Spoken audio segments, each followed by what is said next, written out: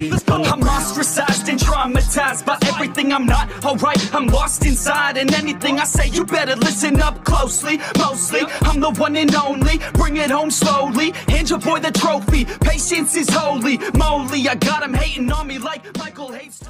Yo, konnichiwa. Di video kali ini gue bakal ngebahas lanjutan dari pembahasan Tensura. Tapi sebelum lanjut ke videonya, buat kalian semua yang baru bergabung atau baru mampir ke channel ini, bisa bantu channel ini dengan cara klik tombol like, tombol subscribe, juga nyalai loncengnya agar kedepannya video-video di sini juga semakin membaik lagi. Dan kalau ada salah dalam penyampaiannya, mohon dimaafin. Ya udah, nggak usah lama-lama, kita langsung aja yuk gas ke videonya. Cerita dimulai setelah perginya Veldora. Guy pun memberitahu dirinya tuh tinggal di tempat terdingin di dunia yang bernama The Land of Ice. Di sana, Guy selalu melepaskan aura penuhnya. Makanya makhluk lain tuh nggak bisa hidup di sana. Nggak lama, Velzar dan Veldora pun kembali. Ternyata sejak Veldora kecil, dia tuh udah suka bikin masalah. Dan karena itu, dia pun sering dimusnahkan dan dihajar berkali-kali oleh Velzar. Rimuru pun saat itu berkata, Velzar terlalu berlebihan. Veldora itu harusnya diajari cara melakukan sesuatu dengan baik tanpa adanya kekerasan. Mendengar itu, Veldora yang mau menangis pun senang dibelain Rimuru. Dan singkat cerita, saat mau memberikan jiwa pada Ren dan Mizari, Guy ternyata nggak mau pergi dengan alasan kalau gitu mau ngejagain Rimuru.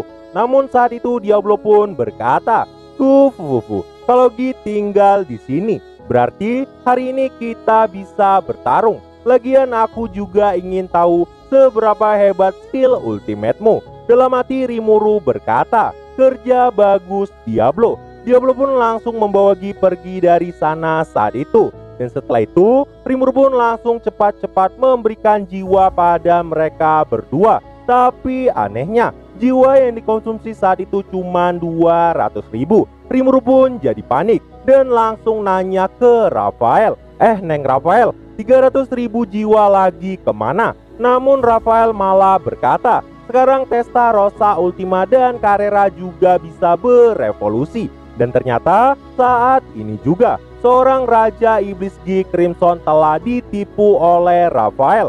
Rafael pun berkata, "Master, anggap aja 300.000 jiwa itu bayaran." Astaga, Neng Rafael ngasih pajak tinggi amat. Dan begitulah akhirnya evolusi pun telah selesai dan Rimuru dapat banyak jiwa gratis. Dan singkat cerita, setelah semuanya selesai, Guy dan yang lain pun pergi meninggalkan kota Rimuru. Di sisi lain, ada sebuah kisah tentang permainan surgawi yang telah berlangsung sangat lama. Kisah di mana Raja Iblis dan pahlawan saling berhadapan. Guy dan Rudra telah bertarung berkali-kali, namun belum ada hasil yang pasti sampai saat ini. Karena dalam pertarungan itu gak boleh ada yang ikut campur. Felgreen pun sangat kesal karena dia tuh gak bisa membantu kekasihnya. Namun pertempuran kini telah berubah dan persiapan selama berabad-abad telah mereka lakukan. Karena Rudra saat ini sangat ingin menang, makanya Felgreen pun mulai berniat untuk bergabung dalam pertempuran. Bahkan sekalipun dia harus bertarung dengan Velzar, Felgreen gak gentar. Tapi sayangnya itu gak mungkin bakal mudah. Bahkan dari atribut si Raja, Velzar lebih mendukung. Namun ada kemungkinan jika seandainya Felgreen mengerahkan segalanya, dia tuh bisa memusnahkan Velzar dan dirinya sendiri. Dengan kata lain, itu serangan bunuh diri. Semua itu dia lakukan demi cita-cita kekasihnya.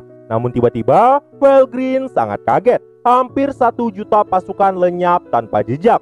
Bahkan kebangkitan yang mereka impi-impikan juga telah gagal. Namun Rudra saat itu masih santai aja, meski tahu pasukan besarnya telah dimusnahkan. Tapi berkat itu, mereka pun akhirnya tahu kalau 4 primordial yang tersisa kini ada pada Rimuru. Itu artinya permainan mereka telah salah sejak awal. Rudra yang selama ini mengumpulkan kekuatan secara perlahan merasa sangat kaget. Karena ternyata ada sosok yang bisa mengumpulkan kekuatan yang sangat besar dalam waktu yang sangat singkat. Dia pun mulai penasaran dengan Raja Iblis Rimuru. Bahkan mereka tuh nggak tahu apa yang sebenarnya terjadi di dalam labirin. Meski begitu, Rudra nggak terlalu merasa Ramirez ancaman karena Ramirez yang sekarang telah kehilangan banyak kekuatannya. Dan karena itulah mereka pun lebih penasaran bagaimana cara Rimuru menjinakkan Veldora. Karena Felgrin sendiri juga nggak mengerti kenapa anak berbahaya seperti Veldora mau nurutin Rimuru. Dan karena itulah mereka pun mutusin untuk menanyakan hal ini langsung pada Rimuru nanti. Tawa Rudra pun saat itu memenuhi ruangan itu. Oh iya, Rudra dan Felgrin juga udah merasakan adanya pengkhianat di kubu mereka. Dan semuanya udah dalam kendali mereka karena sejak awal Kondola yang telah memanfaatkan para pengkhianat. Dan karena itulah Rudra pun saat ini menunda serangan ke arah Ruminas. Dan di akhir kata, Felgrin pun bangkit. Pertempuran serius selama ribuan tahun akan terulang kembali ke dunia. Di sisi lain, terlihatlah Miranda sebagai seorang yang kabur dari medan perang. Miranda harusnya saat ini dijatuhi hukuman mati. Namun, dalam hal kemampuan, Miranda tergolong pintar dalam pengumpulan informasi. Jadi harusnya dirinya nggak bakal dibunuh. Namun, tiba-tiba muncullah Tatsuya Kondo di sana yang bertanya, kenapa Miranda ada di sini saat pasukan lagi berperang. Miranda pun berkata kalau dia tuh kembali atas perintah dari Kalgurio. Tapi sayangnya Kondo yang ada di sana atas perintah dari Rudra. Gak lama Damrada pun datang ke sana dan tiba-tiba ledakan dengan cepat terjadi. Dan seketika Miranda pun jatuh dengan darah yang mengalir di kepalanya. Kondo berkata, aku sudah tahu kalian semua mau mengkhianati Yang Mulia. Bahkan Damrada saat itu gak sempat melindungi Miranda. Damrada pun berlutut di samping Miranda dan menutup kelopak matanya. Dan saat itu juga Miranda telah mati dari dunia. Damrada saat itu berkata dirinya nggak menyukai cara kerja dari Kondo yang selalu tanpa perasaan. Namun Kondo berkata, aku memang gak punya perasaan. Yang kulihat adalah neraka. Dan Yang Mulia Rudra telah menyelamatkan diriku. Bahkan jika kau menjadi musuhku, aku akan membunuhmu di sini. Mendengar ini, Damrada pun berkata, aku adalah pengikut setia Yang Mulia Kaisar Rudra yang tidak akan pernah mengkhianati dirinya. Dan begitulah satu tragedi terjadi. Di sisi lain, persiapan Kazarim untuk melakukan kudeta telah siap. Pasukan setia dari Yuki juga telah berkumpul. Namun, Vega sepertinya masih menyusup ke legium lain. Dan di sana ada juga prajurit yang telah dikumpulkan oleh Damrada dan monster yang dilindungi oleh Miranda. Gak lama, masuklah Yuki dan Kazarim ke ruang rapat mereka. Yuki pun saat itu berkata, mereka besok akan bertemu Raja Iblis Rimuru. Pada awalnya, pasukan Yuki itu ragu pada Rimuru. Tapi Yuki berkata, saat ini Raja Iblis Rimuru telah membunuh 900.000 pasukan kekaisaran yang menyerang. Dan saat itu juga, semuanya bersorak. Karena itu Rimuru lakukan hanya dalam beberapa hari. Semua pasukan pun gemetar. Mereka pun jadi yakin kalau mereka tuh punya kekuatan yang cukup untuk menjatuhkan kekaisaran. Dan saat itu Arios pun berkata dia percaya pada kekuatan. Dan gak lama cewek cantik yang bernama Tolneut bertanya kapan bala bantuan dari Raja Iblis Rimuru akan datang. Yuki pun berkata dirinya udah menghubungi Rimuru lewat Gadra. Jadi udah pasti Rimuru dan pengawalnya akan datang besok. Pembicaraan panjang pun terjadi, tapi kesimpulan belum didapatkan karena Damrada sampai sekarang belum juga tiba. Namun gak lama muncullah Damrada di sana sendiri. Yuki pun merasa aneh karena saat itu Miranda tidak ada di sana. Dia pun bertanya, di mana Miranda? Damrada berkata, Miranda telah mati dibunuh oleh Tatsuya Kondo. Mendengar ini, Yuki pun gemetar dan merasakan keanehan. Di sisi lain, Kazarim saat ini mulai menganalisa situasi. Namun, para pasukan sangat marah kepada Damrada. Mereka pun berkata, Damrada telah mengkhianati Yuki. Bahkan leher Damrada sampai dicengkram oleh Tolneud. Damrada pun berkata, demi kebenaran, seseorang harus kuat. Dan tiba-tiba pergelangan tangan Tolneud meledak. Melihat Damrada, Yuki yakin Damrada sangat mengerikan. Aryos yang murka pada Damrada pun langsung berteriak. Namun tiba-tiba Tolneud berkata, "Oi Damrada, kau sosok baik untukku. Jadi aku akan membunuhmu di sini tanpa rasa sakit." Pertempuran pun terjadi, tapi terlalu lambat. Damrada lah yang malah menyerang Tolneud. Serangan itu bernama Spiral Penetration Beak. Tolneud terkejut. Saat itu juga beberapa organ dalamnya telah rusak. Damrada pun berkata, meski kau adalah pendampingku, kau nggak ada apa-apanya. Melihat itu, banyak orang langsung bergerak dan menyerang Damrada. Namun, satu tendangan dari Damrada langsung menghancurkan kepala mereka. Bahkan Aryos langsung terbunuh. Damrada terus menggila. Ruangan itu bahkan sampai dipenuhi aura pembunuh. Yuki yang pada awalnya nggak mengerti apa-apa langsung minta semua pasukannya untuk mundur. Karena Yuki juga mulai menyadari tujuan dari Damrada. Yang mana Damrada tuh mau mengulur waktu. Karena Damrada sebenarnya tidak mengkhianati mereka. Tapi Damrada saat ini lagi dimanipulasi oleh orang lain. Dan orang itulah yang nantinya akan membantai semua pasukan Yuki. Seluruh pasukan saat itu nggak mau ninggalin si Yuki. Tapi Yuki minta mereka tetap pergi. Dan benar aja, di ruangan itu pun saat ini tinggal menyisakan Yuki dan Damrada. Mereka pun kemudian saling bercerita.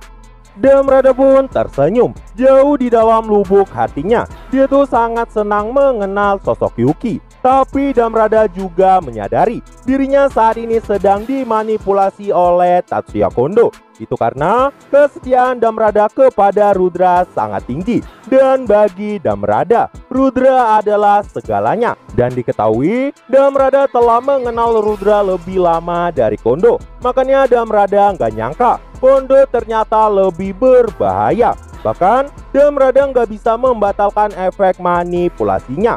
Jadi siapapun yang melihat Damrada pasti akan berpikir kalau Damrada saat ini telah mengkhianati Yuki.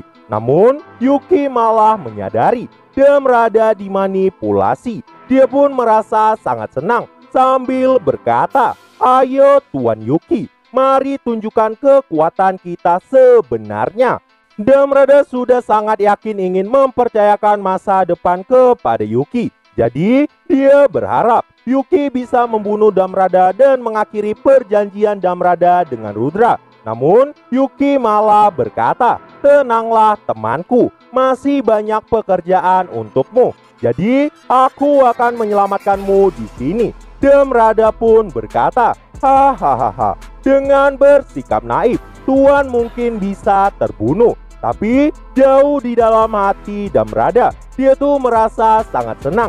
Di sisi lain, saat ini semua pasukan yang dipimpin oleh Kazarim langsung melarikan diri. Namun tiba-tiba mereka merasakan hawa keberadaan orang lain. Orang itu pun berkata, "Itu luar biasa. Padahal aku telah menghilangkan hawa kehadiranku." Dan ternyata itu adalah Letnan Jenderal Kondo yang membawa 50 orang Order of the Nerguard. Kondo pun meminta mereka untuk menyerah. Dan saat itulah Kazarim pun berkata, "Biarkan aku melihat kekuatan penjaga Kaisar Rudra." Kazarim juga mulai kesal saat itu identitasnya sebagai mantan Raja Iblis ketahuan. Dan pertarungan pun terjadi. Gelombang kejut berhantaman saat mereka saling bertanya. Kazarim pun menggunakan skill uniknya yang bernama Planner. Itu adalah skill yang bisa membuatnya memikirkan rencana eksekusi. Serangan tertinggi Kazarim pun terus dilepaskan. Bahkan bom sihir mengerikan meledak di sana. Namun sayangnya Kondo dengan mudahnya menghindari semuanya. Dan dari pandangan Kazarim, Kondo jauh lebih kuat dari Damrada. Untungnya Tiar dan Footman pun masuk dalam pertarungan. Kondo pun mulai kesal dan berkata, "Kalian sangat menyebalkan. Aku akan mengambil kekuatan kalian tanpa membunuh kalian." Aura Kondo pun seketika berubah. Dia pun maju dan mengangkat pedangnya. Seluruh tubuhnya pun ditutupi aura penghancur. Dan bersamaan dengan serangan Footman yang mengerikan. Dan string, sesuatu yang mengerikan terjadi. Tangan dan kaki Footman terpotong dan langsung terjatuh. Kondo pun saat itu berkata kepada Tiar, "Kau boleh menyelamatkannya." Dan tidak ada niat membunuh di situ. Karena pada dasarnya Kondo tuh cuma mau manfaatin mereka dengan memanipulasi mereka. Tapi Kazari malah berkata, "Aku telah meremehkan manusia. Oi Footman dan Tiar, berhentilah bermain. Hancurkan dia dengan kekuatan sejatiku sebagai Raja Iblis." Seketika aura iblis langsung menyebar ke seluruh tubuh Kazarim. Kekuatannya pun telah melampaui batasnya. Footman dan Tiar pun mengamuk mengikuti Kazarim. Aura iblis terus meluas. Dan disinilah Kondo pun mulai mengungkit kelahiran dari Clayman. Mendengar ini, kemarahan Kazarim gak tertahankan. Karena Kondo mengaku dialah orang yang telah memanipulasi Clayman. Dan pertarungan pun terjadi. Namun saat itu, Kondo pun menarik pistolnya. Dan Door, Cruise Bomb of Domination, itu adalah harta rahasia yang telah diberikan oleh Rudra, yang di dalamnya terdapat mantra dominasi. Dan dominasi ini hanya bisa digunakan sekali dalam satu waktu. Kazarim pun langsung jatuh dalam kendali Kondo. Dan pertarungan itu pun selesai. Sampai sekarang semuanya masih sejalan dengan keinginan dari Kondo. Nah, jadi itulah untuk pembahasan kali ini. Dan tunggu video-video gue selanjutnya. Dan see you. I said you better watch what you're doing, 'cause I ain't gonna stop when I'm moving. I'm headed to the top, I'ma do it. I'm headed to the top, I'ma prove it. And baby girl, I like what you're doing.